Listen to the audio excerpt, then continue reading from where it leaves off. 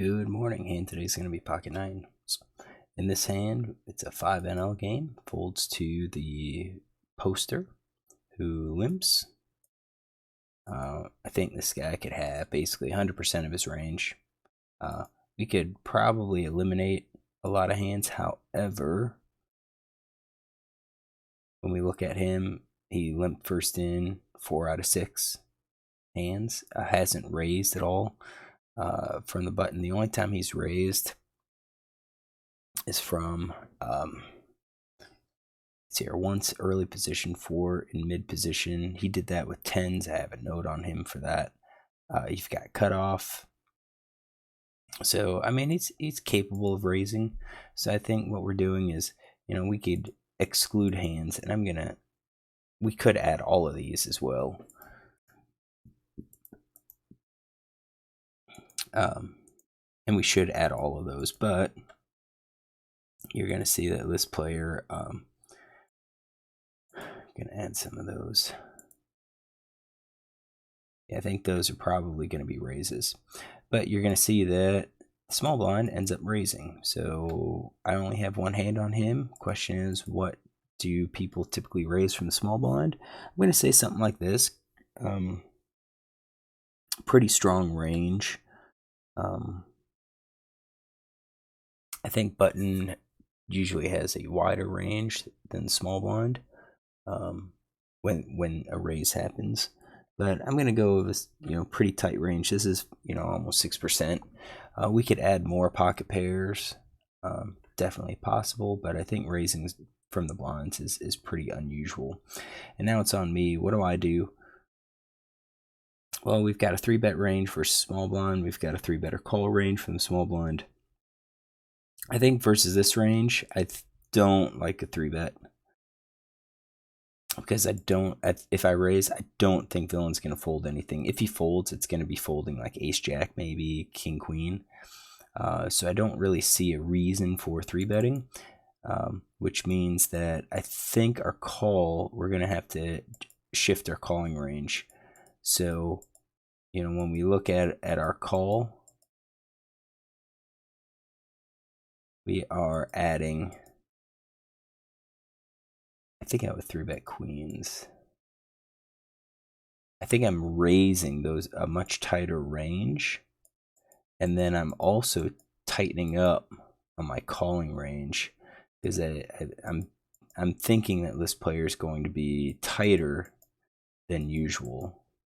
So I'm going to be playing something more along the lines like that in the big blind. And actually, I probably wouldn't even have these gappers here. I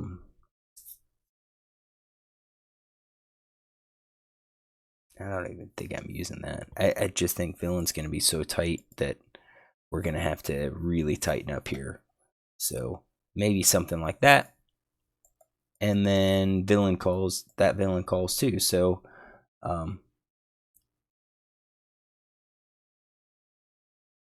oops. We didn't. We messed up.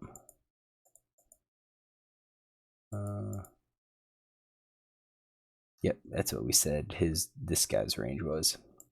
All right, so that's why I said we could fill in all of this, but I think with a raise and a call, I think he's going to be tightening up. I'm going to make sure he has like those types of hands. Maybe the suited queens. We're going to leave it look something like that. That's what we're going to leave. All right. Flops, jack, jack, 8.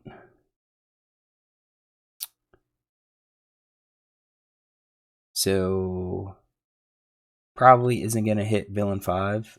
He has high pocket pairs. But then other than that, especially with 2 jacks on, he likely missed. So villain checked, and I think that's probably a good check. I think he should be mixing in some bets with his, quads, any of his full houses. 3 of a kinds probably should be throwing out a bet there too. Overpair should be throwing out a bet. I'm going to look at possibly under pair, ace high, no made hands type situation. On us, once this player checks, I think we could bet. Hands cards we're looking at, or runouts we're looking at. Any ace is going to be bad for our hand. I think king's going to be mostly bad for our hand. Queen isn't terrible. If a queen comes there, we'd still have our gut shot, or we pick up a gut shot draw. So, I mean, we still have outs with the queen. I think jack's going to be okay. 10's good, 9's good, 8's good for us. Anything lower than the 8's going to be good for us. So I think once villain 5 gave up on the bet, I think we should probably go ahead and lead here. And I think we're going to be leading with these types of hands, middle pair plus. I think pocket pair below the board, we're probably checking. I think we are betting like open enders, probably our gut shots. I think with our overcards, we're favoring like 2-card backdoor flush draws. So something more like along those lines. I think that's probably what we should be betting here to be aggressive. And I think it's a better play than checking, because if we get raised, we can always just dump our hand and know that we're likely, strongly beat. But we're starting to get money in there. We're giving ourselves a way to win that doesn't rely on our pocket nines holding up. That's the idea.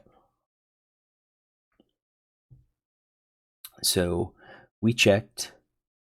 Let's get this. Let's add all the rest of these. And let's do that. And X these out. We do have some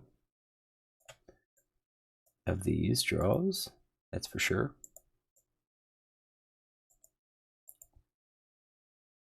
All right, so this villain bets, and I think I'm going to give him any pair plus. I don't know why he would bet a draw. I'm going to give him also ace high. So something like that. Villain 5 folds. So I think he probably had like maybe ace king, ace queen. And it's on us now. And I think this is tough, because based on our calling range, we will have to, I think we just fold. I think we just check fold at that point. And I don't like that with nines. I think that's why we should have just gone ahead and bet with our nines. And the 8 of hearts was actually a good card. So, well, I assume it's a good card. Now, I think if we bet and he called, I think we still lead out with a bet. We're not going to be terribly scared. I mean, it's a possibility that he calls with the 8, and the 8's not that good, but I don't want to check and then have him, or I don't want to bet and have him raise me. So had I bet the flop, I think we would probably bet again, maybe half pot.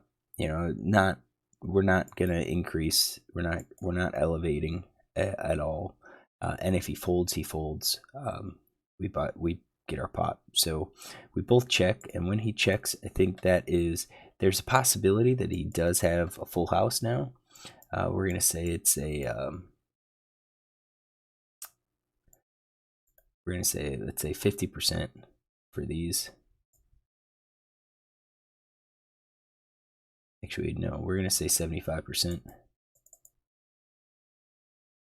75 for the jacks. We're going to say 50. Yeah, we're going to say 75 for the 8s full as well. And then we'd have, he has all the other stuff too. Rivers to 7. Now, if he was betting with the open ender, he just connected. We have 2 pair jacks and 9s.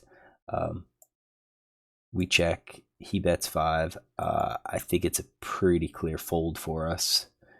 I think when he gets there, if he was betting a straight draw,